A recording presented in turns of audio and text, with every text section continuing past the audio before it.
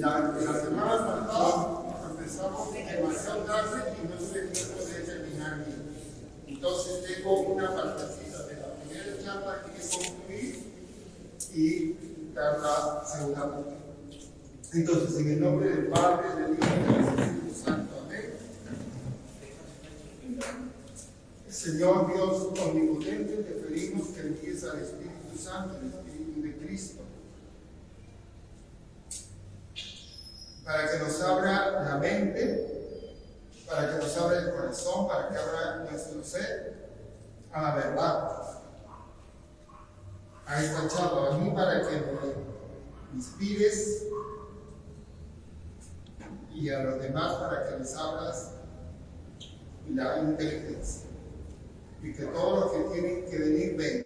Quítale las dificultades para que puedan llegar. Y todas las personas que se van a unir al Zoom también pueden. Amén. Amén. Santa María, en el nombre del Padre, del Espíritu Santo. Amén. Muy bien. Vamos a comenzar con un repaso de la semana pasada. La Pascua tiene 4 etapas. La Pascua histórica del Éxodo, su recuerdo litúrgico a través de miles de años hasta hoy día en Israel. Hoy día conversaba con la esposa, ella era cristiana y se ha casado con un judío y ella se ha vuelto judía.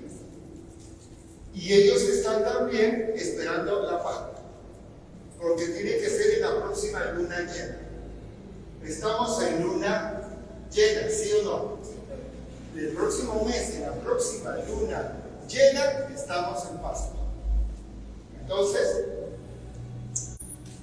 el recuerdo litúrgico es la segunda etapa de la Pascua. La Pascua de Cristo. Cristo celebró su Pascua en el contexto de una Pascua judía. Él era judío, María era judía. Ellos vivían, pensaban, bailaban y celebraban como judíos. Jesús danzaba y la Virgen también. En los matrimonios, en las ceremonias de ir a cortar la mies, danzaban. En las ceremonias en el templo, danzaban. Ahí, abre, junta, para que. Hay salmos, sí, júntalo nomás. No más, porque entra bulla y ahí. Hay salmos que hablan de las grandes liturgias y procesiones que se hacían dentro del templo. Los salmos de entronización y los salmos que celebraban el día que se había entronizado el arca. Entonces, en Israel había mucha danza, mucho baile, mucha celebración. Y la Pascua cristiana a la cual nosotros también nos estamos preparando. La Pascua litúrgica. Muy bien. La Biblia, el Antiguo Testamento, es figura, anuncio de la realidad, cumplimiento que se da en el Nuevo Testamento en la persona de Cristo. Entonces, Noé es figura de Cristo porque es el hombre que no peca en medio de una generación pervertida, dice el Génesis. Que ni un justo, solamente Noé. Por eso fue separado y Dios le dio la misión de iniciar una nueva humanidad. Figura de Cristo. ¿Y cómo lo hace? A través del madero del arca. Cristo nos salva a través del madero de la cruz. El diluvio, signo del bautismo, muerte al pecado, y de este diluvio renace la vida. Cristo, de su costado traspasado, nos da vida porque sale sangre y agua. Muy bien. Abraham, figura de Cristo, es el obediente. Es, como nos decía la liturgia del domingo último, y salió a la invitación de Dios. No sabía dónde iba. Salió de Ur de los Caldeos, que queda ahora en lo que es Irak. Partió una ciudad elegantísima, una ciudad que sus restos hablan de unas comodidades tremendas, de un lujo tremendo, que se encontró 1000 años después en Pompeya, la ciudad balneario de Roma, también con unas instalaciones increíbles, de agua, de desagüe, agua caliente, etc. Muy bien. Isaac, anuncio de Cristo, porque va con su padre, Abraham, cargando la leña para el sacrificio. Va cargando un madero. Y va obediente y dócil a la voluntad de su padre. Y el sacrificio que no se dio de hecho, se dio en el corazón, porque ya Abraham se había entregado a la voluntad de Dios. Muy bien.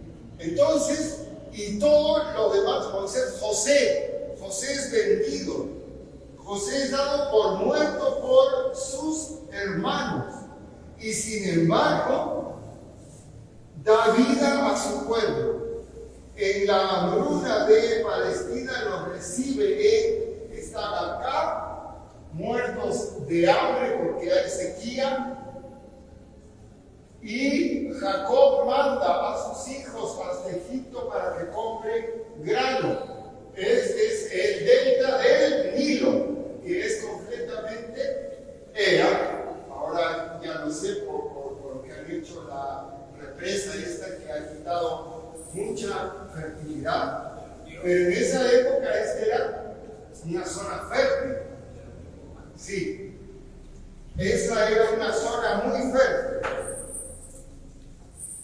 Entonces bajan de Palestina, de Canaán a Egipto.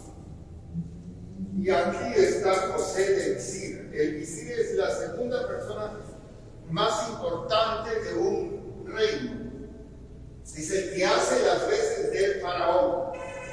Los recibe, descubre quiénes son, y bueno, después de toda una historia, todos bajan acá y se establecen. Moisés, símbolo de José, símbolo de Cristo, que salva. Moisés también. Y así, todos son figura, anuncios de la realidad, cumplimiento de Cristo. Israel está situado en Asia. Acá está Asia, África, Europa, que confluyen en el mar Mediterráneo. ¿Quieres que se mapa muy bien? No. Europa, Asia, África. Israel pertenece a Asia. Es un país pequeño, más pequeño que el departamento de Lima. ¿Puedes poner eso? Es pequeñito, ¿no? La Pascua de Israel, como consecuencia de que todos los hechos y personajes del Antiguo Testamento son figura del Nuevo Testamento, la Pascua de Israel es figura y anuncio de la Pascua de Cristo, porque Él es el verdadero Cordero de Dios que quita el pecado del mundo. La Pascua cristiana más antigua que conocemos es la del siglo II después de Cristo, fruto de la evangelización de Juan y de Pablo, de Juan evangelista y de San Pablo. Bien. La Pascua judía se basa en dos textos que son de distintas épocas. Éxodo 12, 1 al 14 y Deuteronomio 16, del 1 al 8. Este está escrito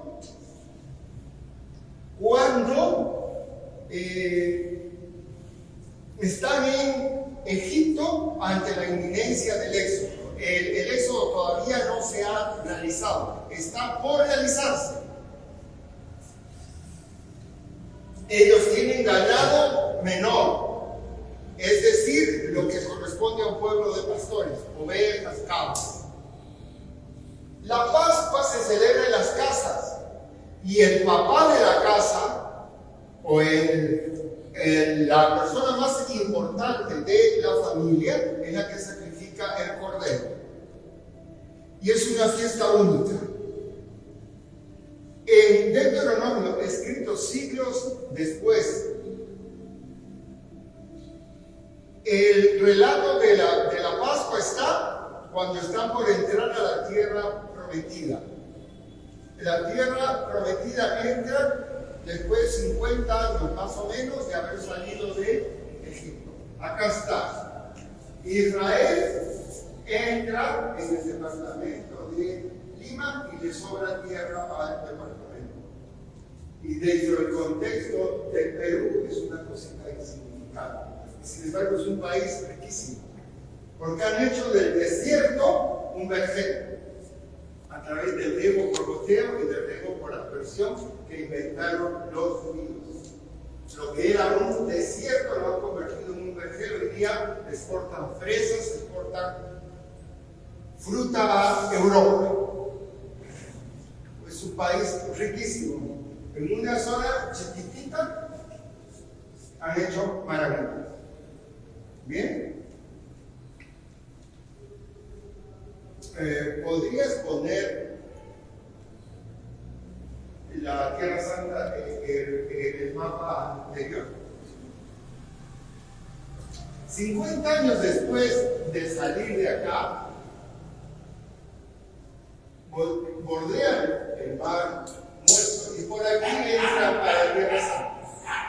El río Jordán que viene desde acá arriba se abre en dos como se había abierto acá el mar. Se abre en dos. Entonces, eso, en ese contexto es que es escrito Deuteronomio 16, 1 al 8, aunque está escrito mucho tiempo después, varios cientos de años, pero se sitúa dentro de este contexto. Y ya es una sociedad sedentaria, ya se han establecido en Canaán. Ya tienen vacas, tienen ganado grande, tienen burros, tienen caballos, tienen vacas. Y la Pascua ya no se celebra en las casas, en el sentido de que todo el mundo tiene que ir a sacrificar el cordero al templo de Jerusalén. Pero en la sexta o séptima charla vamos a ver aquí que no eran para todos, porque había judíos que estaban fuera de Palestina y no podían ir a celebrar la Pascua. Entonces, ¿cómo celebraban la Pascua en su sitio? Mandando un cordero a la forma antigua. No podían ir hasta Jerusalén a que un sacerdote lo sacrificara, el papá de la casa lo sacrificaba para no perder la Pascua. Lo hacían al modo antiguo. Pero en Palestina todo el mundo tenía que ir al templo y se formaban colas inmensas y ya llega el día de esa charla. Aquí es una fiesta única, la fiesta de la Pascua. Aquí está unida a la fiesta de los ácimos, que aparte de la Pascua, esta es una fiesta de las primicias del campo. Es decir, es una fiesta de la cosecha. ¿Ya? Y dura una semana. Entonces ven toda esta riqueza de contenido.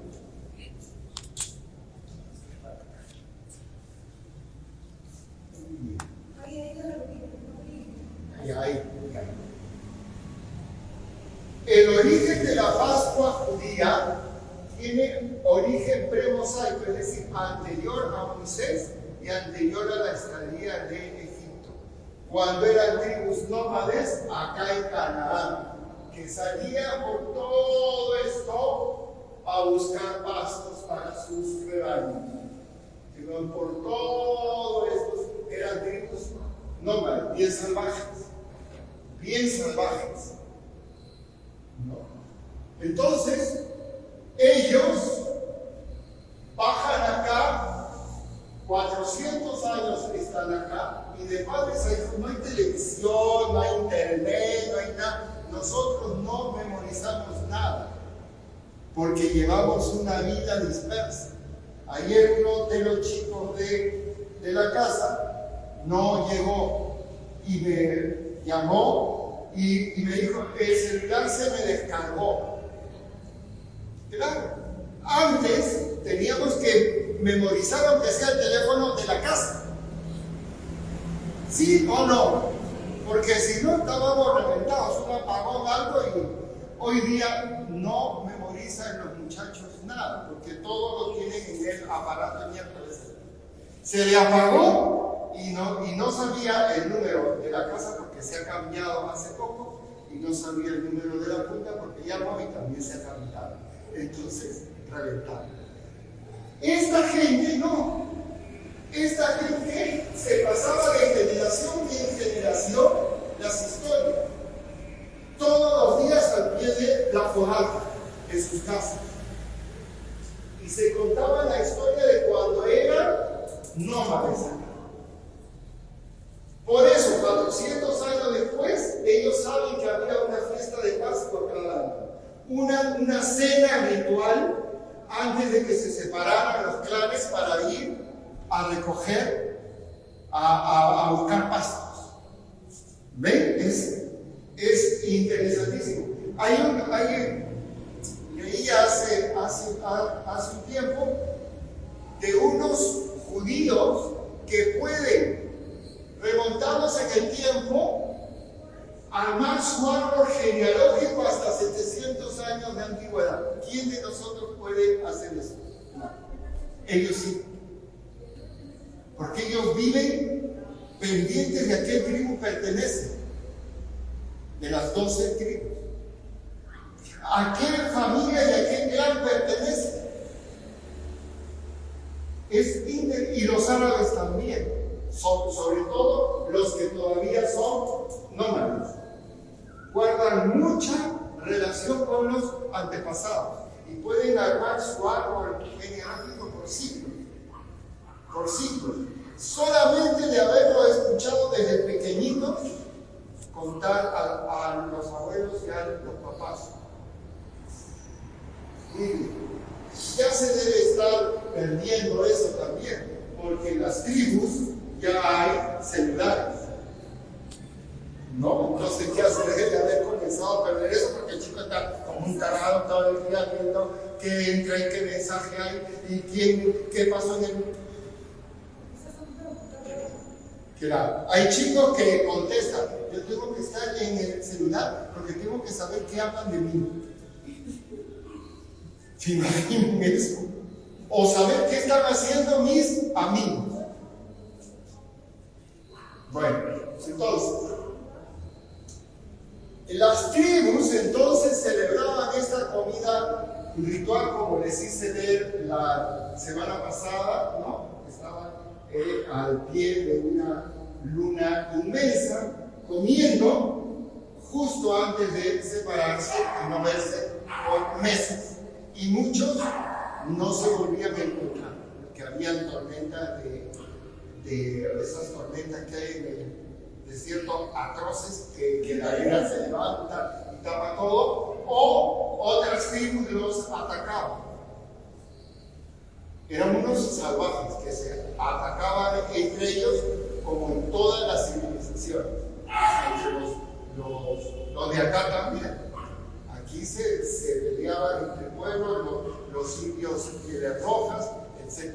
En África también habían esclavos antes de que llegaran los occidentales, porque una tribu atacaba a la otra y cogía a esa gente y se la llevaba a las mujeres de concubinas y a los hombres de esclavos.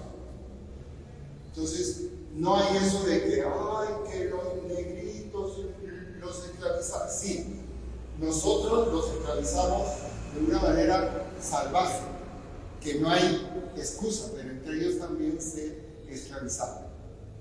Muy bien. Y esto era el 14 de Aviv.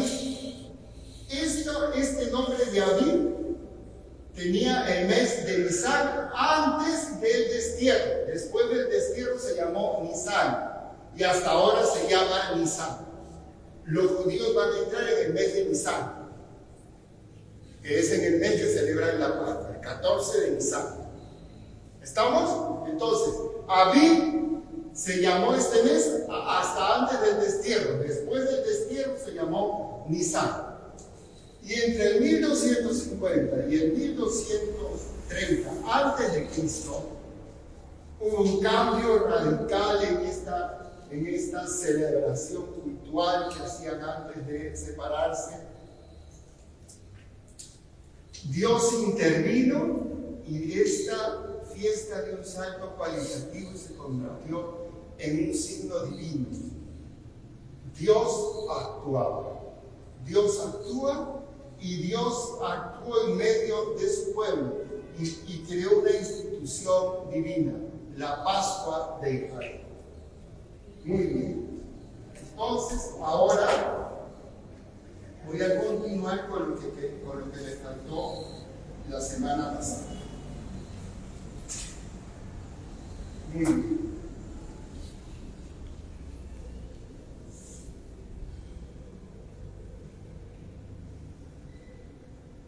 Esto es importante que lo tengamos porque, por ejemplo, la iglesia cristiana católica, ¿qué hizo con la fiesta de Navidad? La fiesta está basada en la fiesta del sol invicto, que era una fiesta pagana, que era una bacanal, y se celebraba cuando terminaba el invierno y comenzaba la primavera. El frío se comenzaba a ir y el sol comenzaba a iluminar y a dar calor. Entonces, la iglesia puso la fiesta de Navidad ese día, porque Jesucristo es el verdadero sol que nace de lo alto, como dice el libro de Zacarías en el Evangelio de Lucas. ¿Ya? Entonces, como Cristo es el verdadero sol que nace de lo alto, la iglesia tomó la fiesta del sol y la cristianizó. Igual, Dios se valió de una fiesta pagana, de una celebración social, y la convirtió en una institución divina. Nosotros, como dicen los testigos de Jehová, no celebramos en Navidad el sol, como les dije un día a estos renacuajos mentales. Ustedes, ¿qué hago? Le dije, yo no celebro al sol en renacuajo. Yo celebro a Cristo, Dios, que es nuestro sol, que es nuestra luz. Y que el domingo ustedes también van a celebrar al sol. No celebramos al sol, celebramos la resurrección de Cristo. ¿Amén? Amén. Muy bien. Entonces, ¿qué significa este rito? Es lo que cada año el niño menor de la casa de un judío le pregunta al papá como parte del ritual de Pascua. ¿Qué significa este rito? ¿Qué celebramos esta noche? Y el papá empieza a contestar lo que es el ritual, que ya ellos se lo saben de memoria. La Pascua de la Biblia nace de la conciencia de una grandiosa acción de Dios en la historia y en su pueblo, que interpelará incansablemente la conciencia religiosa de Israel a lo largo de toda su historia. ¿Qué significa este rito? Este interrogante está puesto allí para que cada generación responda con una respuesta siempre nueva. Ojo, yo no puedo responder como respondió la abuelita Panchita, mi abuelita Panchita. Yo tengo que responder como Enrique Ballesteros hoy día en mi época.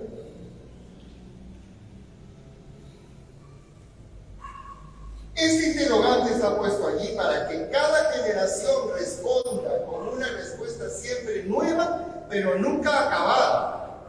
cada vez más profunda, pero nunca definitiva, hasta que aparezca Cristo. Es interesante, es profundo eso. La primera respuesta está en Éxodo 12:27. Es el sacrificio de la Pascua de Yahvé, que pasó de largo por la casa de los israelitas en Egipto, hiriendo a los egipcios y preservando nuestras casas. ¿Se acuerdan de la película Los 10 Mandamientos? La han visto todo, ¿no es cierto?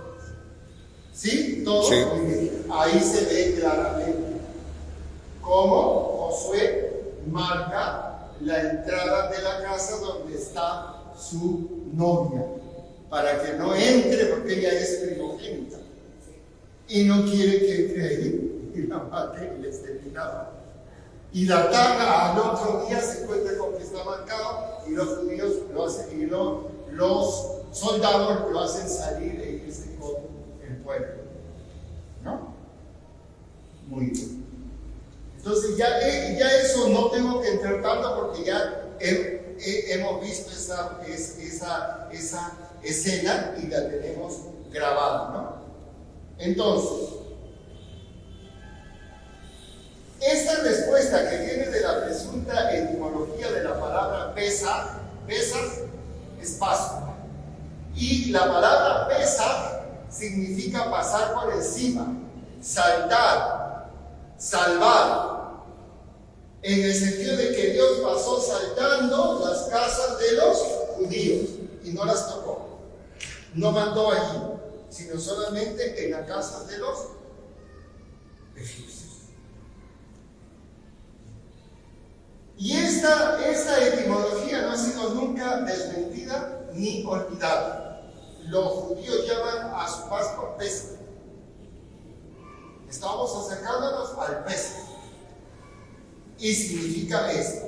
Entre otros, significa, porque no se ponen de acuerdo hasta ahora sobre el sentido total de la palabra Pascua.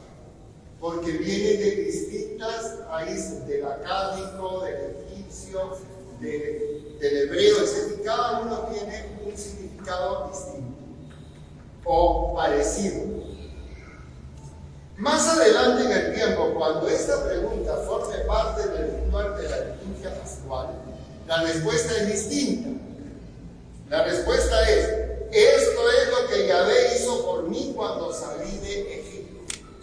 O también, Yahvé nos sacó de Egipto con mano fuerte y brazo extendido. ¿Cómo? Pero si yo no estaba. Hay que apagar el celular. Ya, doña Carmencita. Entonces, la Pascua judía va más allá del tiempo, sobrepasa el tiempo. Los judíos de las siguientes generaciones se dieron cuenta que ellos que celebraban la Pascua estaban incluidos dentro de los judíos, dentro de los judíos que salieron de Egipto. Estaban incluidos.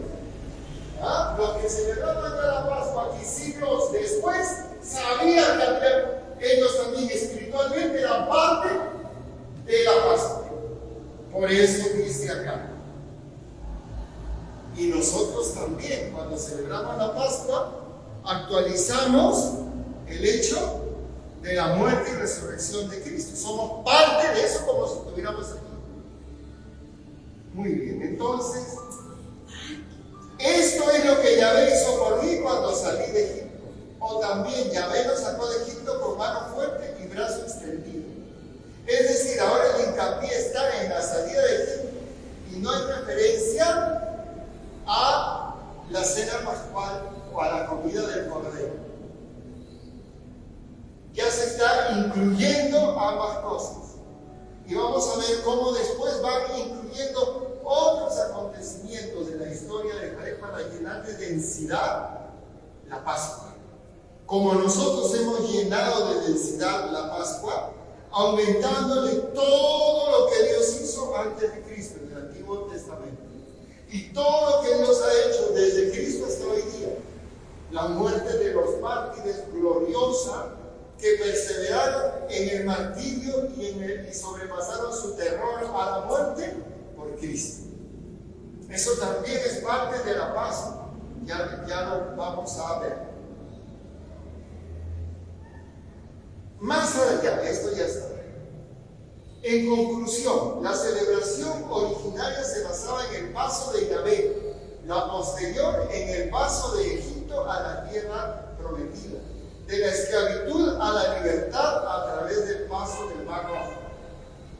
No es que el sacrificio del cordero y la cena ahí ya dejara de tener sentido, sino que para ellos más importante era el haber sido liberados al cruzar el mar y al cruzar el mar y partirse en dos.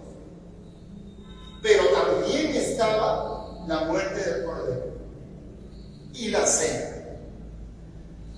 Entonces, en síntesis, la conclusión a que se llegará en el transcurso de los siglos es que la Pascua es el paso de Dios que salva, que hace posible el paso del hombre salvado de la esclavitud a la libertad. Esto para nuestra espiritualidad cristiana es el primer orden. Somos sacados de la esclavitud para ser libres. Dice San Pablo que hemos sido liberados para ser libres. Esto es muy importante. Libres del demonio y libres de nosotros mismos. Es muy importante eso. Por eso, una mujer no debe sufrir maltrato, un hombre tampoco, un niño tampoco, porque somos liberados por Dios y somos hechos para ser libres. Muy bien. El paso de la inmolación del cordero como centro de la Pascua al hecho de pasar de Egipto a la tierra prometida se da cuando Israel va poco a poco tomando conciencia de ser el pueblo elegido entre todos los demás pueblos. Él está, hermanos, tenemos que situarnos mentalmente acá. Aunque Israel está situado acá, está rodeado de pueblos paganos, terriblemente paganos, con cultos que Dios les manda no imitar. Por ejemplo, como los demás pueblos, Corinto tenía el templo de Afrodita, ¿no? Artemisa. Y era un puerto. Este templo era grandioso, era una de las maravillas del mundo antiguo. Tenía 5.000 sacerdotisas prostitutas. Porque la forma de darle culto a la diosa era que el hombre se acostara con las prostitutas sacerdotisas. Y eso también había acá, en el culto de Baal, de Astarte, de Istá, que eran los dioses de esta zona, Moloch. Y había cultos homosexuales, había dioses que tenían sacerdotes que eran homosexuales y hacían cultos en medio de unas orgías tremendas a sus dioses, haciendo actos sexuales. Entonces, Israel va a estar en medio de estos pueblos. Por eso, como tiene una ley, tiene una revelación, tiene el decálogo, los 10 mandamientos, y tiene unas costumbres distintas, se siente un pueblo escogido, el pueblo sacerdotal, el pueblo que Dios ha tocado y ha escogido con ojos misericordiosos. ¿Me entienden? Entonces, ellos comienzan a ver en la Pascua el acontecimiento central de su vida. Cuando comen aquí el cordero, lo sacrifican, tienen que salir rápido, cruzar el mar rojo. Por aquí cruzan el mar rojo. En medio de las maravillas de Dios, más o menos como se ve en los 10 mandamientos. No, aunque uno de mis profesores decía que no pasó eso. Y hasta que un chico le separa y le dice, usted no estuvo ahí, ¿cómo sabe? ¿Cómo sabe? ¿No? Entonces, es verdad, hay veces los estudiosos de Sagrada Escritura quieren desmitificar la Biblia y le quitan todo poder, toda autoridad. No fue así. Salieron unos cuantos y el cruce del Mar Rojo fue pisando las piedritas que estaban secas. Así nos decía nuestro profesor, un poco el chiste, ¿no? Pero eso es quitarnos la fe. Dios puede hacer como no lo puede hacer. ¿Hizo concebir a una virgen o no? ¿Hizo todo de la nada o no? ¿Y por qué no puede hacer cruzar a pie el mar, abriéndolo de forma maravillosa y extraordinaria? Para Dios nada es imposible. Muy bien. Entonces, vamos. El contacto con otros pueblos y su confrontación conmigo lo hizo conocerse mejor a sí mismo y a su Dios, y tomar conciencia de su elección gratuita y única. Él era el pueblo de Yahvé, el pueblo escogido, el pueblo sacerdotal, el pueblo consagrado. Este cambio de énfasis enriquece muchísimo su contenido religioso. Punta, pues será el centro de todos los grandes temas del yavismo, será su punto central, el eje de lo ritual y litúrgico. La elección es motivada única y explícitamente por el amor gratuito de Dios.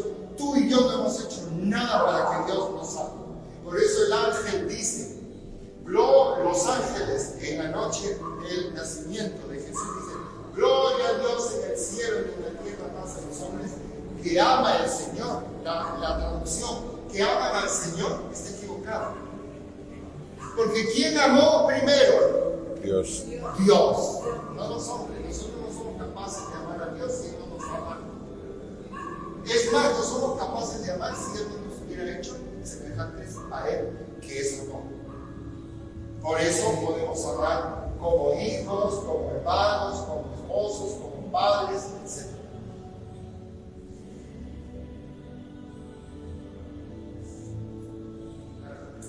Junto a las ideas de elección y alianza, con el tiempo se comienza a hacer camino una tercera idea, que será después y para siempre el alma de la Pascua judía, la redención, la salvación. En Éxodo 15, 16, Yahvé se compra un pueblo, lo ha liberado de Egipto, es decir, lo ha redimido. Redención vista como creación de Israel. Dios se crea un pueblo de muchos pueblos, de muchos clanes, de varias tribus. Se forma un pueblo, se crea un pueblo. Como creó el mundo, como creó el universo.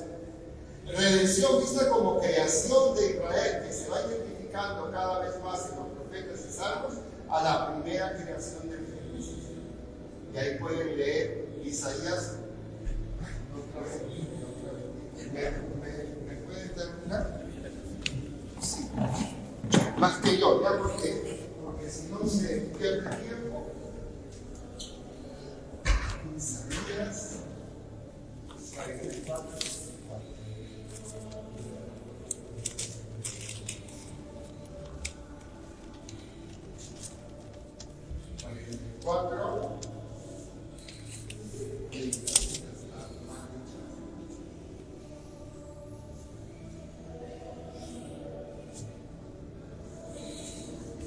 Acá está. Esto dice el Señor tu Redentor. El que te forme, tu Redentor, es decir, tu Salvador. Isaías. Isaías 44, 24. Esto dice el Señor, tu Redentor. Miren, habla de Redentor 700 años antes de Cristo, que se llama así mismo el Redentor. Tu Redentor, el que te formó antes de que nacieras. Yo soy el Señor, creador de todas las cosas. Yo extendí el cielo y afirmé la tierra sin que nadie me ayudara. Entonces, hay un sentido de creación de Israel. Y la Pascua va tomando este sentido de recrear, que Dios al hacer al pueblo de Israel está creando algo nuevo. Al liberarlo está haciendo algo nuevo. Y eso es importante porque nuestra Pascua cristiana recrea todo. Porque Cristo recapitula, es decir, hace nuevas todas las cosas con su pasión, muerte y resurrección.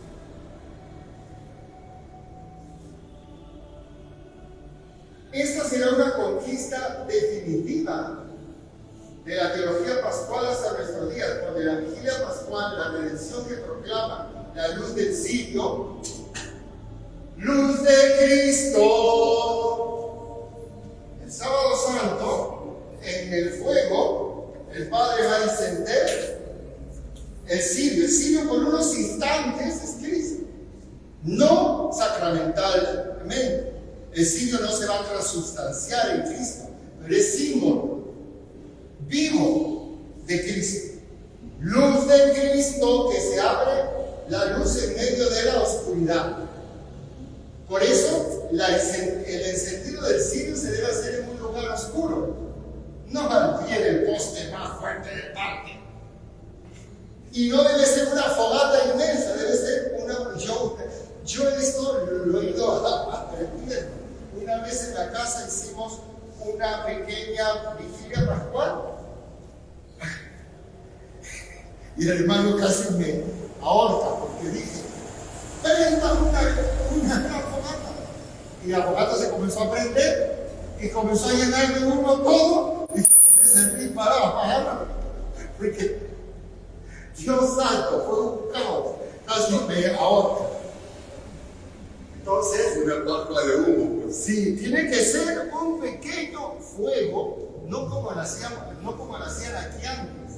Una gran fogata donde el cirio pasa desapercibido. Tiene que ser un fuego pequeño que no empequeñezca, opaque la luz de Cristo y tiene que ser en un lugar oscuro. Sería excelente que este año se haga en la cancha, que está oscura, más oscura que el parque, y se salga de ahí procesionalmente. Bueno, y el exulte, el pregón pascual, viene enseguida y con la lectura de la creación. Porque Cristo hace nuevas todas las cosas. ¿Y qué va a cantar el exulte? El exulte va a cantar a la gloria de Cristo resucitado y va a hablar de la noche santa de la liberación de Egipto. Exulten por fin los coros de los ángeles, exulten las jerarquías del cielo y por la victoria del Rey tan poderoso que las trompetas anuncien la salvación. Goce también la tierra inundada de tanta claridad. ¿Cuál claridad?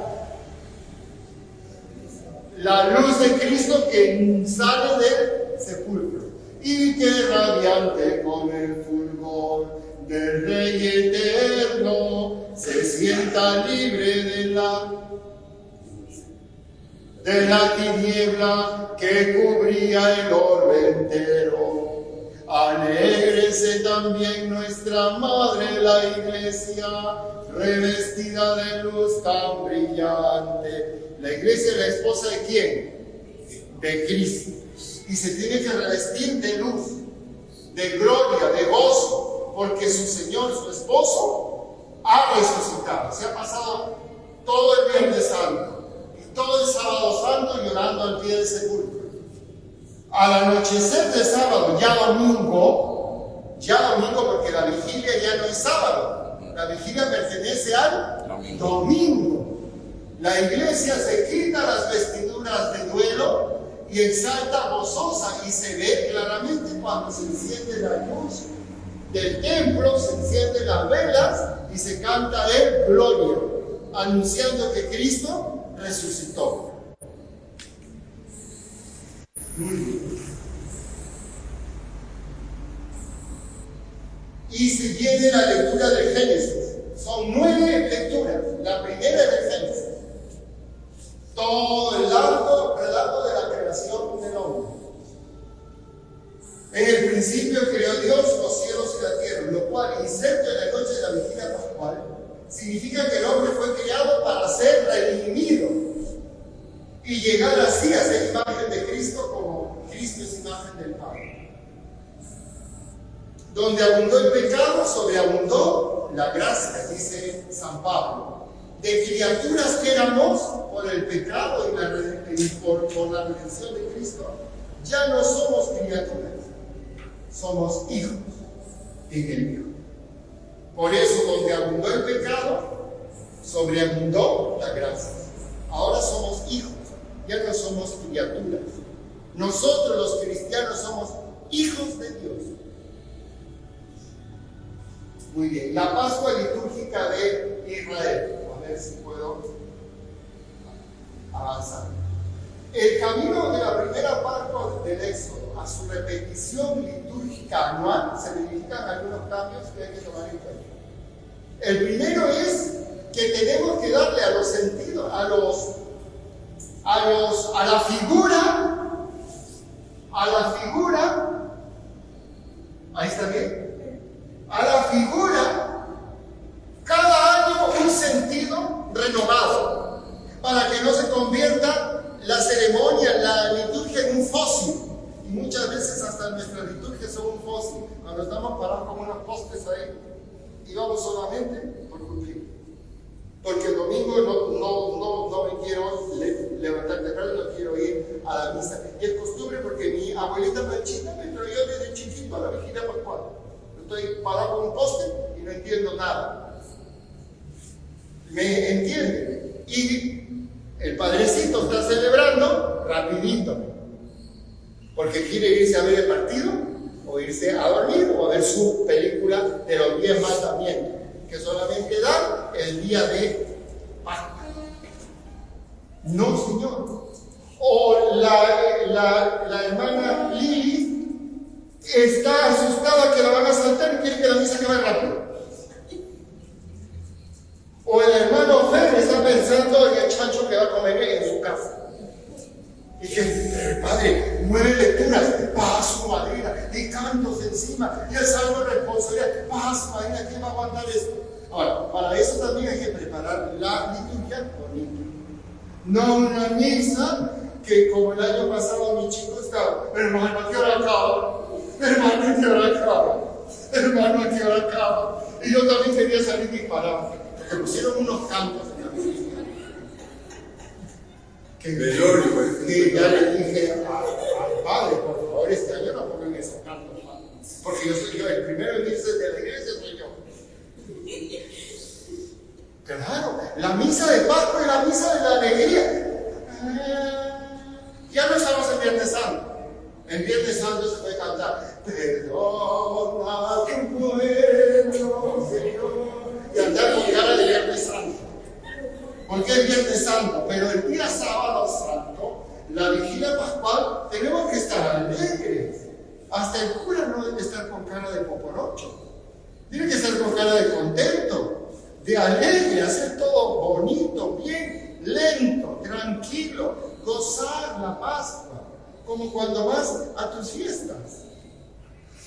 A mover el esqueleto, el bautismo del nieto, el cumpleaños del compadre, y quieres que todo sea largo hasta las 5 de la mañana. Y si puede ser el canto de las 7 de la mañana, mejor todavía. Así somos, pero para la noche de la vigilia pascual, rapidito, rapidito. No, lentamente, tranquilamente. Entonces, ¿para qué? Para que no se convierta en un fósil. Después, saber que la liturgia, tanto judía como cristiana, y más la cristiana, es un túnel del tiempo que nos lleva a rememorar y actualizar el hecho salvífico. ¿Me entienden eso? O sea que estamos al pie del Calvario y al pie de la tumba vacía. Las dos cosas. Las dos cosas. Por eso tenemos que hacerlo con el cuerpo y el alma, conscientes completamente. Y esto es porque hemos tomado conciencia que somos una nación santa, como la tomó Israel. Un pueblo elegido, nación santa, pueblo sacerdotal, como cantamos. Pueblo de reyes, asamblea santa, pueblo sacerdotal, pueblo de Dios, bendice a tu. Eso no es palabra, ay, qué bonito cantó el Padrecito, el coro que. Y no vamos al sentido de la palabra. Eso somos. Eso somos. E Israel continúa siendo, porque no han aceptado al Mesías. Pero lo que ellos celebran, Dios lo tiene en consideración. Muy bien. Entonces, un pueblo. El memorial cultural es el lugar en el que se asoman y perpetúan las realidades históricas de la propia elección y de la alianza, haciéndose presentes. Muy bien. Las fuentes para documentar esto son el Antiguo Testamento y las fuentes extra bíblicas, que son las rabínicas y las apócrifas. ¿Qué es apócrifo? Es todo libro que no fue aceptado en el canon de la Biblia. ¿Qué es el canon de la Biblia? Los libros que fueron aceptados por la Iglesia y antes del Antiguo Testamento por Israel como los libros inspirados.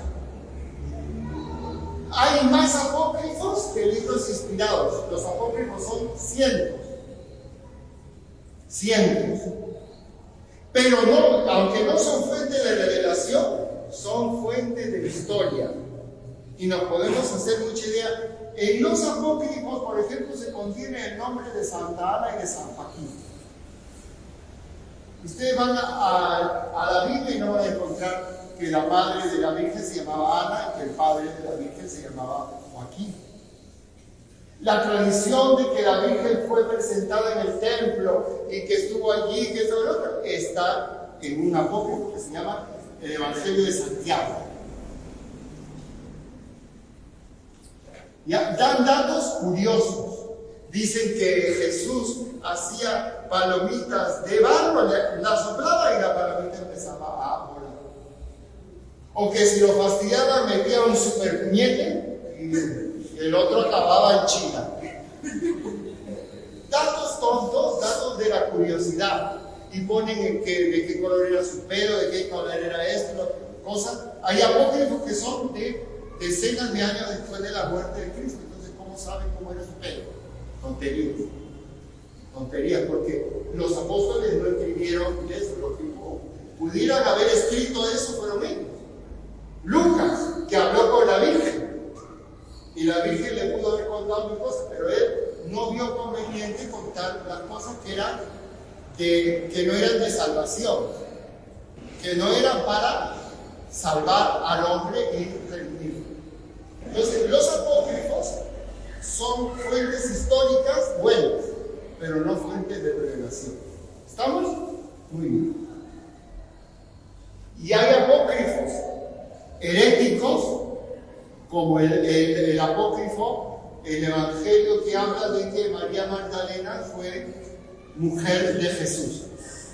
Que Jesús no murió, salió del sepulcro, volvió a la vida y se fue con ella a la India. Y hasta ahora hay descendientes de Jesús y de María Magdalena. Eso sale en esta película tonta de Tom Hanks. ¿Cómo se llama? Ángeles y demonios. Que ayer vi una partecita y la tuve que apagar porque a mí cuando comienzan a hablar tonterías me da tanta furia que me sube la presión. Así que mejor apagué. Porque comenzaron a decir que sí, que María Magdalena y Jesús y no sé qué cosa, y que la iglesia había escondido eso durante cientos de años y que había matado a millones de personas, que habían descubierto eso. Madre mía, para no romper el televisor, mejor no cambio el canal. Porque esas cosas sí me ponen enfermo. Entonces, en el Antiguo Testamento, ponme el mapa de las tribus, de las 12 tribus. De las 12 tribus. Puedes cambiarlo, ¿no? Pero que sea. Ya. Las tribus entran por acá, a la Tierra Santa. Aquí está el monte Nebo, desde donde Moisés vio la Tierra Santa. Vio, pero no entró. Porque era parte de la generación que desconfió de Dios. Y Dios dijo: no entrará a la tierra. Entonces entran y las tribus se comienzan a distribuir, como ven. Desde el norte, colindando con Fenicia, la tribu de Dan, Neftalí, Aser, Zabulón, Manasés, Isaacar, Manasés, Efraín, Gad, Rubén, Dan, Judá. ¿Ya? Aquí en esta época, 1250 años antes de Cristo, cuando ya sale, las tribus cada una es independiente, solamente se unen cuando hay un peligro común. Y el arca vive en la tienda santa, en la carpa santa, que va de tribu en tribu un mes al año. Como son 12 tribus, pasa el año entero. Y cuando hay un peligro común, un combate que hacer, el arca es llevada a ese sitio para que esté con Israel y su ejército para vencer al enemigo. Pero algunas veces, como el pueblo peca y cree que aún pecando puede vencer, son vencidos a pesar que el arca está viva. Incluso el arca es llevada por los enemigos. ¿Estás? Yo pensé que estaba con tu familia. Entonces, en esta época, la Pascua, se distingue la Pascua del Israel no centralizado, de la del Israel centralizado, y la Pascua post-exílica. Israel viene de 1250 al año 1000, este tipo de vida con los jueces. En esta época son Sansón, Débora, Gedeón, etc. Después viene la monarquía. Ponme el texto de la monarquía. La monarquía es Saúl, el primer rey, que Dios después lo rechaza por infiel. Y después vienen David y Salomón, que juntos reinan 80 años. Con Saúl llenan 100 años. ¿Ya? Aquí está el reino de David, que es pequeño. Ya saben que Israel es pequeño. Claro, este es de Saúl y de David. Y este es el reino ya de Salomón, que es pequeño, es más chico que el departamento de Lima. Pero Salomón es un zapazo y hace convenios con los reyes paganos, se casa con las princesas, tiene 1000 concubinas.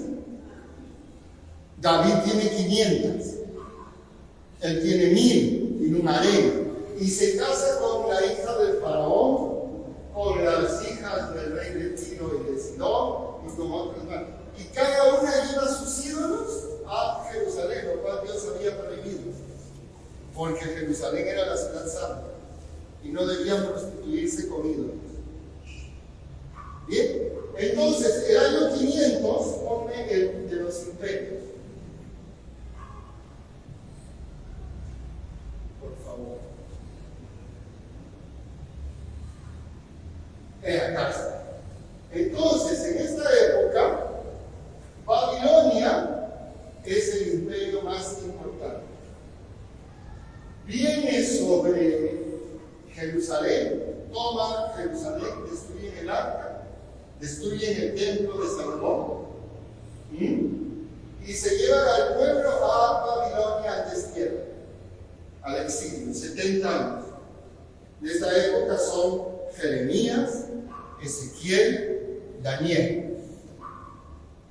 Jeremías no va al destierro, se queda en la tierra santa, es el profeta de la tragedia. Ve su ciudad destruida, el templo de su juventud, el templo de sus amores destruido, ve al rey muerto y a todos llevados a Babilonia. Eso pasa más o menos en 500 antes de Cristo. Nos ponemos de pie un instante porque ya hay algunos que me están diciendo, sí hermano, sí hermano, sí hermano. Entonces vamos a tomar un poco, a estirarnos como si nos acabáramos de levantar. Tomar aire. Muy bien. Ya está, nos sentamos. Listo. Entonces, cada Pascua comienza a tomar otras connotaciones. El Israel no centralizado está basado en Éxodo 12, que es la Pascua mosaica. Todavía la hacen en las casas. Todavía, el papá de la casa es el que sacrifica el cordero. Y lo comen y la comen con salsas y con la salsa amarga que hace en lugar de sal. La sal en esta época es carísima. La sal es salario. Se paga los servicios con la sal. La sal es escasa y no hay sal. Entonces, ¿cómo se cocina? Con hierbas para darle sabor. Fiesta doméstica sin intervención de sacerdotes y distinta a la fiesta de los asios, que se adoptó tiempo después. El Israel descentralizado está basado en Deuteronomio.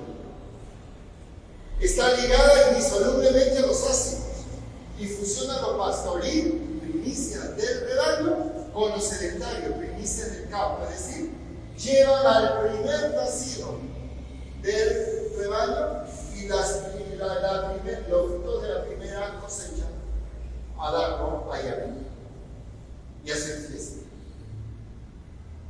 La novedad es que se ha convertido en una fiesta de peregrinación. Ojo, ya no es una fiesta familiar ni tribal, sino nacional, que solo se puede celebrar en Jerusalén y por los sacerdotes oficiales, y dura una semana. ¿Quién ha visto la película Jesús de Nazaret de Sefirelli, que dura como 8 horas o 6 horas? Ya ahí ven, usted se debe acordar de una de las peregrinaciones cuando llegan a la ciudad santa y ven al fondo la ciudad y la muralla, los judíos que vienen cantando se postran, adoran a Yahvé porque ven el templo, ven la ciudad santa, se postran y tocan las panderetas, se vuelven locos de gozo.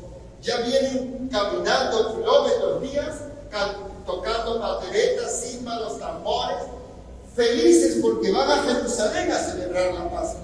Y cuando ven la ciudad ya cercana, exultan y explotan de alegría y se postran, besan el suelo y lloran porque ya está la ciudad santa a la vista.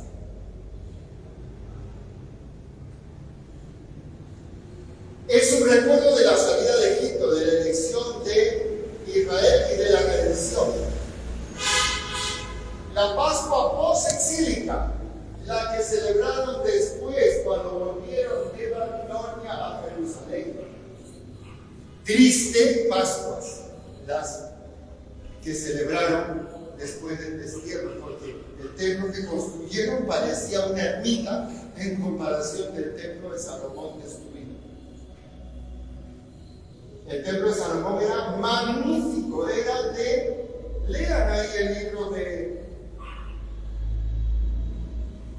Reyes. David le deja a Salomón cantidades increíbles de maderas preciosas, de oro, de plata, de metales para construir el templo. Y el templo fue magnífico. Y Herodes lo construyó. He visto el mapa del templo de Salomón y el de Herodes 500 años después, y son casi idénticos. Se deben haber guardado como reliquia los planos del templo de Salomón para que este rey después de 500 años lo pudiera hacer casi igual de magnífico y de grande y con los mismos patios. Increíble, increíble. Era majestuoso e imponente. Es destruido y después hacer un pequeño templo que era una caricatura en comparación con lo que había. Y celebran las Pascuas tristes, porque son conscientes que han estado 70 años en el destierro y la Pascua toda toma un tinte de penitencia. Lleva la conciencia del pecado como fruto de la predicación profética y la experiencia dolorosa del destierro. Se acentúa la expiación, es decir, la penitencia, ausente en la Pascua primitiva, que era pura fiesta. El nuevo espíritu se capta en Ezequiel 45, 21, 23. Ezequiel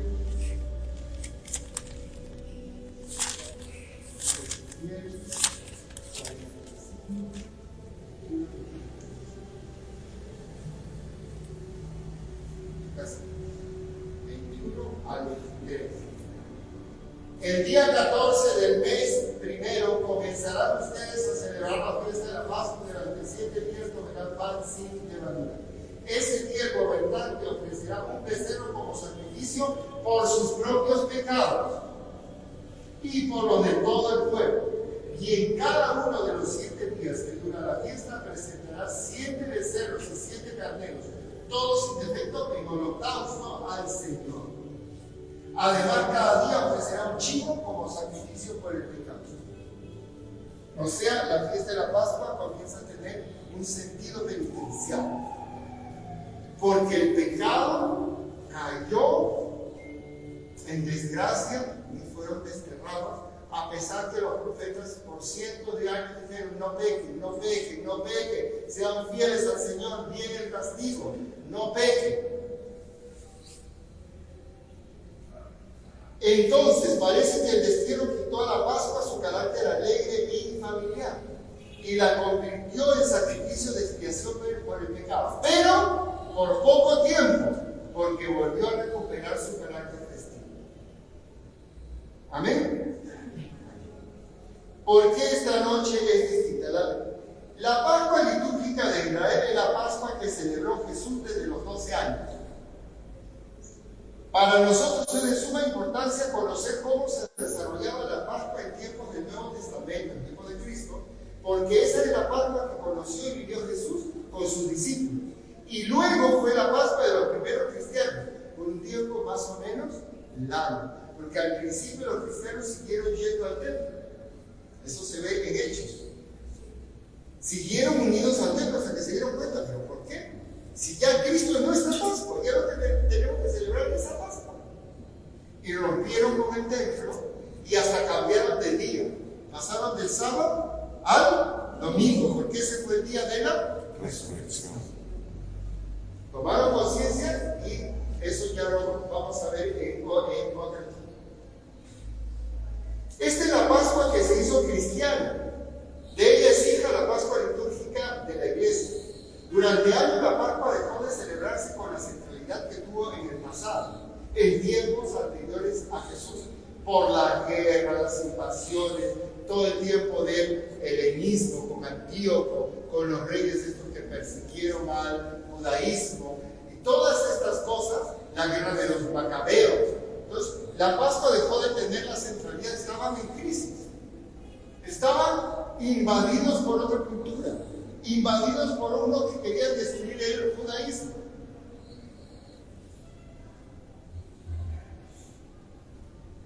En tiempos anteriores a Jesús. Sin embargo, en tiempos de Jesús y poco antes, vuelve a ser la fiesta principal del año. La Pascua se preparaba exteriormente llena de formalismo, lo que contribuía a crear un clima único de solemnidad. Los puentes y caminos que transitarían los peregrinos se arreglaban, se limpiaban, se pintaban, al igual que las casas que los alojarían. Los sepulcros se blanqueaban y se tomaban todo tipo de precauciones para asegurar la pureza ritual. Esto se ve en Juan 18, 28, cuando los sacerdotes no entran al pretorio, porque quedarían impuros para celebrar la Pascua porque están entrando a casa pagana. Los peregrinos llegaban en grandes caravanas cantando salmos como "Qué alegría cuando me dijeron", con banderetas, tambores, címbalos y tamboriles. Al ver las murallas de la ciudad o el santo de los santos desde las montañas o caminos cercanos, se postraban llorando y besando el suelo. Esto se puede ver en la película Jesús de Nazaret de Sefirelli. El 14 de Nisan, desde el amanecer, miren, escuchen, desde el amanecer hasta la caída de la tarde, desde el amanecer del 14 de Nisan hasta que caía el sol, tenía lugar en el templo la matanza de los corderos. Cada israelita compraba un cordero que tenía que ser perfecto, sin manchas, sin defectos, sin nada. Lo llevaba al templo, hacía cola. Y los negociantes del templo hacían su agosto, porque vendían miles de animales ese día. Entonces, imagínense cómo olía el patio donde estaba, pues, el patio donde estaba el altar. Era un patio inmenso que se llamaba el patio de los judíos. Ahí nomás estaba el santo de los santos y el altar, que era un conjunto de piedras así, donde se sacrificaba. Y había canales para que corriera la sangre. Debía ser una pestilencia. En la Pascua se mataban en un día alrededor de 600,000 animales.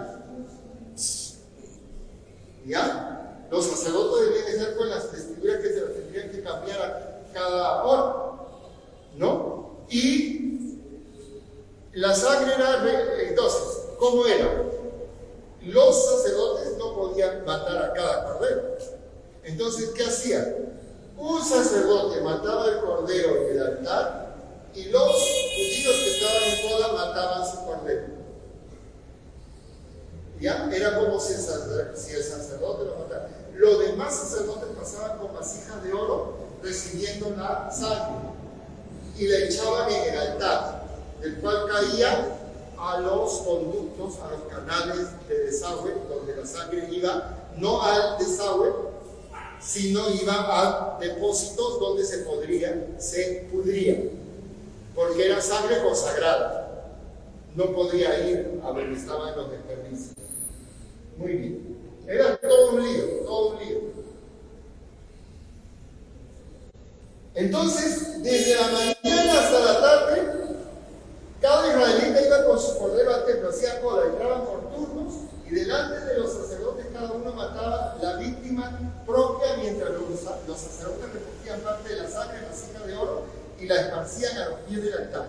Así se sustituía la aspersión de los dinteles y era expresión del carácter sacrificial y redentor de la Pascua. En otras fiestas del año, la gente iba, mataba su cordero, el sacerdote recogía eso con hisopo, unas hojas secas, asperjaba a la gente. Era el signo de que había comunión entre el altar que representaba a Dios y el pueblo que iba a ofrecer el sacrificio. Y ese asperjar quedaba el pueblo o la familia purificada de sus pecados. Sobre nosotros cayó la sangre de ¿quién? Cristo, por la cual fuimos purificados. Muy bien. Luego en casa el cordero era asado entero, cuidando que no se le rompiera ningún hueso, porque mandaba que no se le rompieran huesos. Se acompañaba de hierbas amargas, pan ácido y una salsa de higos, dátiles, uvas pasas, etc. En un plato común en el que cada uno mojaba su propio bocado. Eso se ve en la última cena, ¿no? ¿A quién no se le rompió ningún hueso? Jesús. A Jesús, porque Él es el verdadero Cordero que quita el pecado del mundo. ¿Ven? Toda la riqueza. La postura de los comensales en la época de Jesús ya no era parado con el cinturón puesto, la sandalia puesta para salir disparados, porque ya eran libres. Entonces, la postura de los comensales en la época de Jesús se hace de la forma romana, es decir, recostados en los triclinios, esa especie como de camas, que se recostaban y comían. Por eso no está bien poner la última cena con silla. Cuando Leonardo la pinta así es porque en su época se sentaban en silla. Pero en la época de Jesús usan el triclinio, al estilo romano. ¿Dónde está? Para expresar la libertad del judío. Un libro sagrado judío que se llama la Mishnah llama a esta Pascua la Pascua de las generaciones posteriores, porque ya no es la Pascua de Egipto, ya no es la Pascua del Éxodo, es la Pascua de las generaciones posteriores, para diferenciarla de la primera Pascua. La cena estaba dividida en 4 partes, por 4 copas distintas de vino que señalaban el paso de una parte del rito a la otra. Cuando todo estaba listo y la familia en torno a la mesa, el padre pronunciaba las bendiciones sobre el vino y el pan, que aún hoy se hacen en la cena judía y son sorprendentemente parecidas a nuestras oraciones en el ofertorio de la misa. Es más, hay judíos que han ido a la celebración de la vigilia pascual y se han convertido al cristianismo, porque han dicho: ¡wow! Es nuestra cena pascual, es nuestra Pascua celebrada en un sentido muy superior. ¿Ven? Y se han convertido. Dice así, miren, a ver si se parece o no al ofertorio. Bendito eres tú, Señor Dios, Rey del universo, que creaste el fruto de la vida. Tú nos elegiste entre todos los pueblos, nos exaltaste, prefiriéndonos a las demás estirpes, y nos has santificado con tus mandamientos. En tu amor nos concediste, Señor Dios, estas fiestas para nuestra alegría, solemnidades y días de alegría, como esta fiesta de los ácimos, estación de nuestra liberación, de la Santa Asamblea. Después dice también: bendito eres tú, Señor Dios, Rey del universo, que creaste el fruto de la tierra. Este es el pan de la aflicción que nuestros padres comieron en Egipto. Todo el que tenga hambre, acérquese y coma. Todo el que deba hacer la Pascua, acérquese y celebre la Pascua. Muy parecida a nuestras oraciones. Entre la primera y la segunda copa se celebraba la liturgia de la palabra y se abría con la pregunta tradicional del hijo más joven: ¿por qué esta noche es diferente a las demás? El padre respondía: nosotros fuimos esclavos del faraón y de allí nos hizo salir el Señor con mano fuerte y brazos extendidos.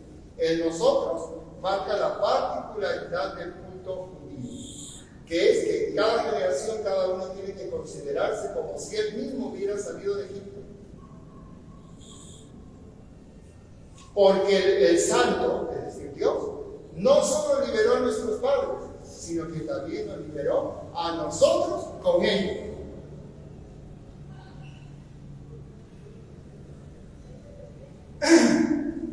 Muy bien. La Pascua judía está impregnada de la idea de la redención, de la salvación, expresada en palabras como libertad, alegría, fiesta, conceptos que Pablo hará suyos para celebrar la redención de Cristo. Luego de esta liturgia de la palabra se comía, ya era la cena en sí. Luego venía la tercera copa o cáliz de la bendición, que ya está, según los estudiosos, relacionada con la institución de la Eucaristía. En esa parte de la cena que Jesús instituye la Eucaristía. Luego de la una cuarta copa, y se cantan los himnos restantes del Gran Jalel. El Gran Jalel son todos los salmos que van del 113 al 118. Larguísimos todos. Larguísimos todos. Y todo era recitado durante la cena pascual. Nosotros, ¿qué vamos a hacer eso? Nosotros somos la sociedad y la cultura de la rapidez. Qué aburrido recitar el Gran Jalel. Busquen, nosotros somos más largos del Salterio, del libro de los Salmos. Y lo recitaban todos. No podían acabar la cena hasta que no hubieran recitado la última estrofa del último salmo del Gran Jalel. Y esto ponía fin a la cena pascual. En ese momento preciso es cuando Cristo sale del cenáculo para ir a Getsemaní a prepararse para la pasión. Esa noche terminaba la Pascua antigua y comenzaba la nueva y definitiva.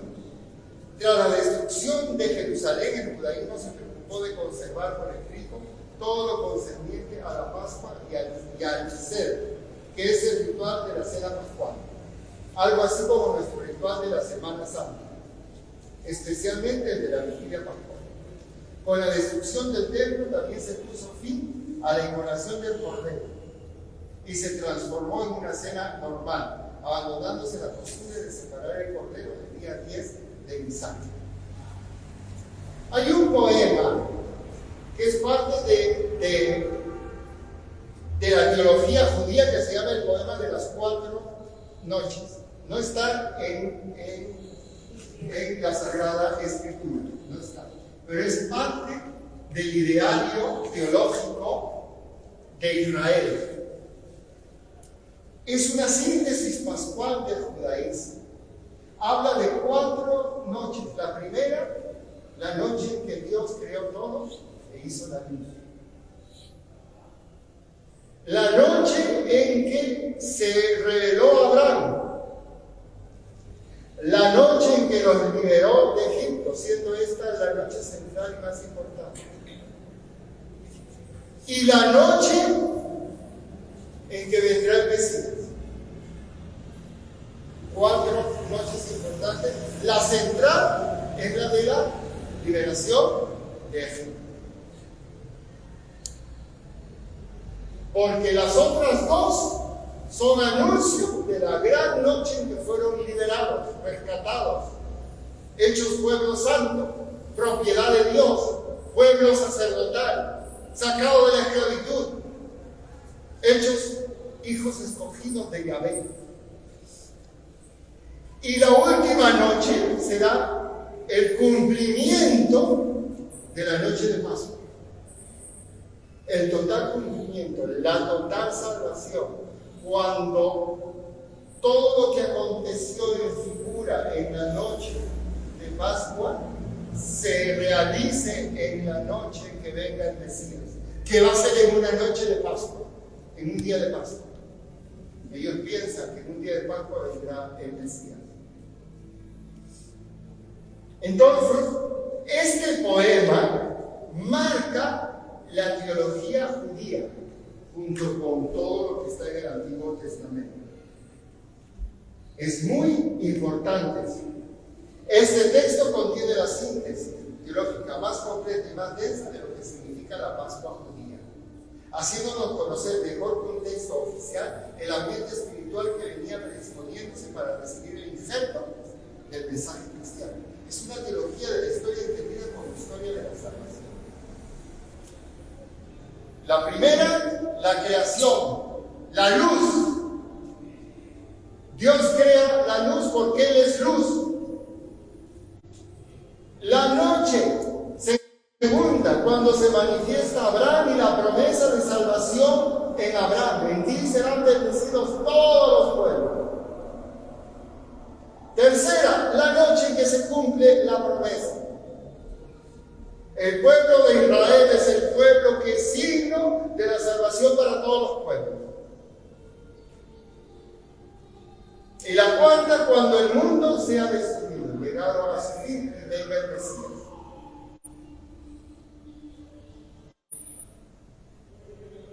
Muy bien. Yo creo que con esto nos quedamos por hoy día. ¿Alguna pregunta? ¿Entendieron todo? Ha podido pasar dos cosas. O no me entendieron nada, por lo cual no tienen nada que preguntar. O me entendieron todo tan bien que ya no hay nada que preguntar. Entonces, ¿en qué estamos? ¿Me entendieron todo que no tienen nada o no me entendieron? Y me pongo a llorar aquí. Muchas cosas de lo que usted nos dice, hermano Quique, sigue siendo ese pueblo de dura servicio, ¿no? Si esto lo trasladamos a la actualidad, vemos cómo está el pueblo, ¿no? Entonces, es como que todo lo que ha trascendido no mueve el corazón de los demás. Así es. Los judíos en este instante, no todos tampoco, pero reprimen a los palestinos de un modo que es extraordinario. El otro día he visto en internet cómo agarran a las mujeres palestinas y las tiran al suelo y las patean y le ponen la rodilla en la cabeza. Han pasado miles de años, han sufrido el holocausto de los campos de concentración y no han aprendido nada. No han aprendido nada. Y es que judíos y palestinos, ¿cuál es su ley? La ley del talión. Ojo por ojo y diente por diente. Me la haces, me la pagas. No hay otra. Cuando los musulmanes han atacado en África aldeas cristianas, volvieron a sus aldeas y se impusieron, ¿cómo se llama? Se prepararon para que las aldeas cristianas no se atacaran. Pasó un día, 2 días, 3 días y no los atacaron. Y era porque las comunidades cristianas tienen como principio no venganza, perdonar. Y los sacerdotes misioneros les dijeron: tenemos que perdonar, porque si no, no va a acabar nunca la violencia. Ustedes atacan, pasado vienen otra vez y nos vuelven a atacar así hasta que nos extingamos. Entonces, los musulmanes estaban con miedo y los misioneros insistieron a los que quedaron en las aldeas ir a visitar los pueblos musulmanes. Y fueron. Unos fueron para allá, otros fueron para acá. Y los musulmanes los recibieron con cierto temor. Y dijeron: ¿por qué no nos han atacado? Y los cristianos les contestaron: porque nos hemos perdonado.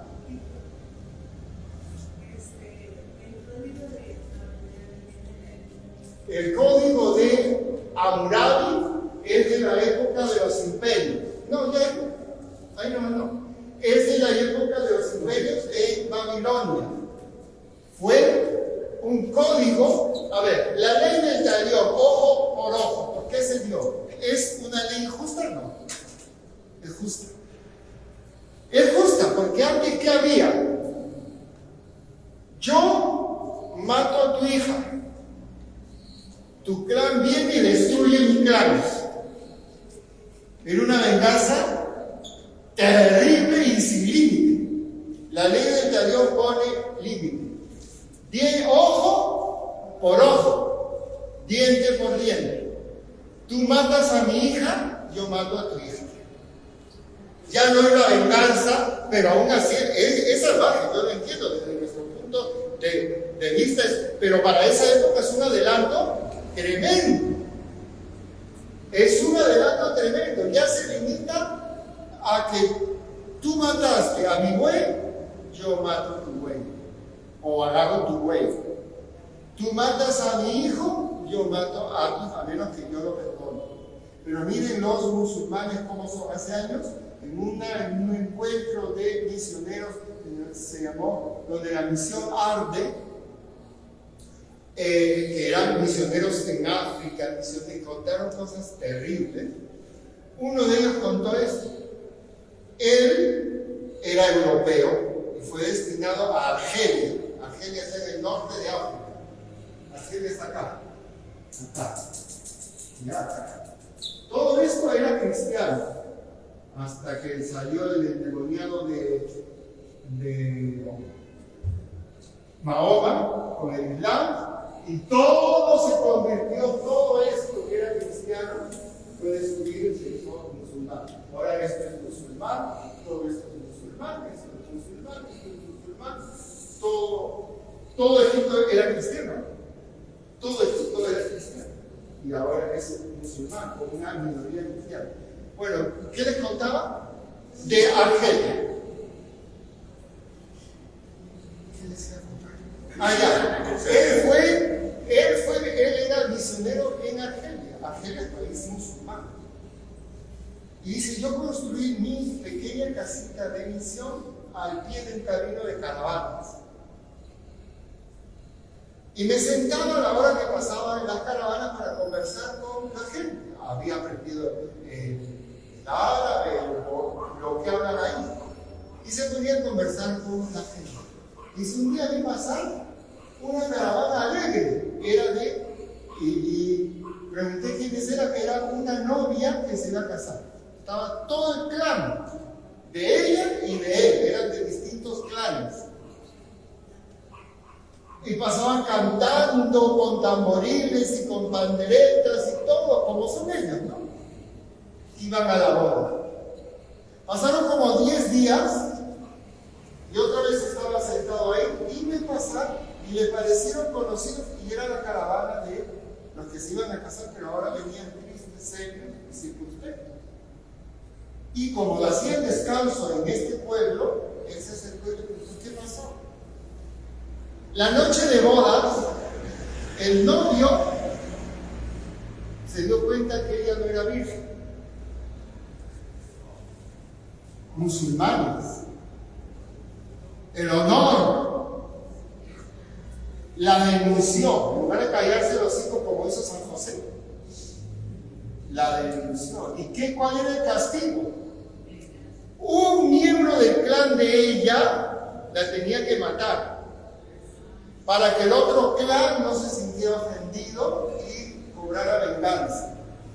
¿Y quién le tenía que matar? El papá. Si no era el papá, el tío mayor. Si no era el tío, porque no había tío, el hermano mayor. Y así sucesivamente hasta llegar al cuñado. Pero uno del clan de ella la tenía que degollar. Y la degolló. Por eso volvían todos tristes y circunspectos, porque la novia había sido descubierta que no era virgen y la mataron. Que eso hará 25 años. No es hace 100 años ni hace 200 años. Ahí hay una película con el que hizo de Cristo La Pasión, Jim Caviezel.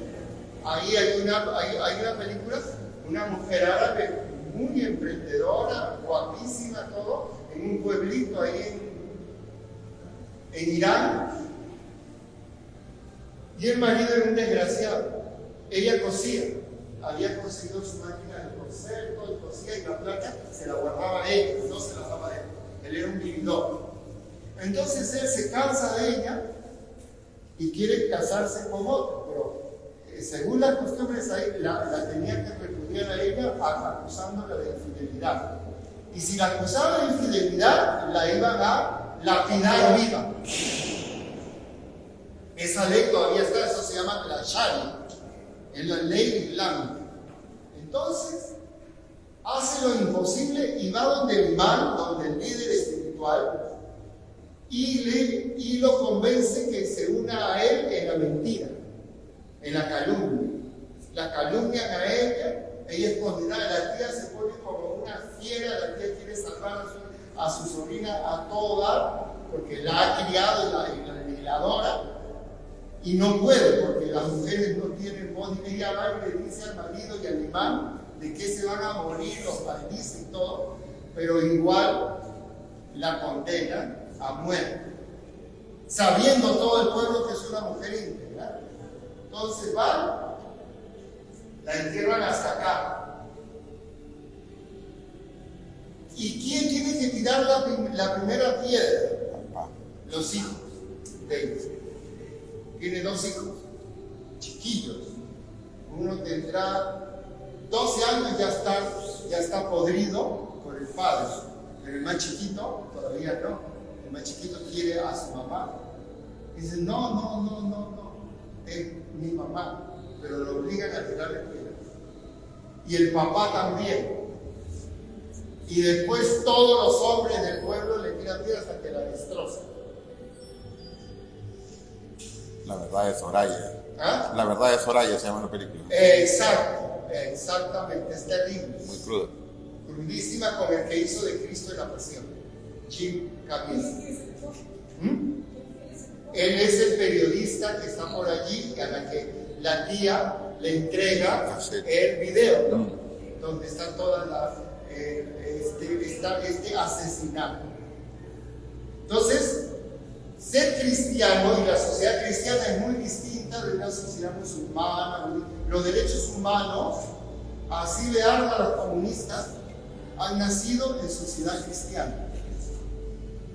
Todavía he visto una foto actual de un hombre árabe con una cadena y atrás de él encadenaba la cadena 4 mujeres. 4 mujeres. Todavía hay mercado de esclavos en países musulmanes.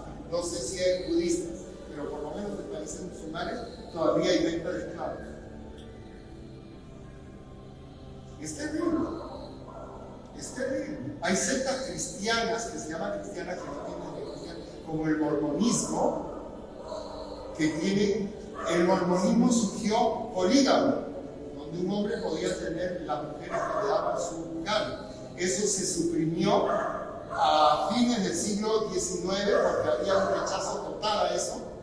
Entonces el mormonismo lo suprimió, pero hay sectas mormonas donde se practica aún. Y la violación de las mujeres es cosa de todos los días.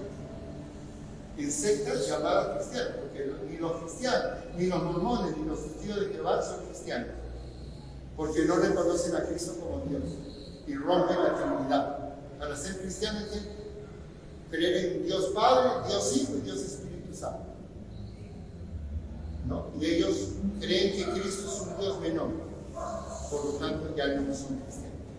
Entonces, pero sectas que todavía que tienen esto de cristianas, todavía tienen estas cosas paganas.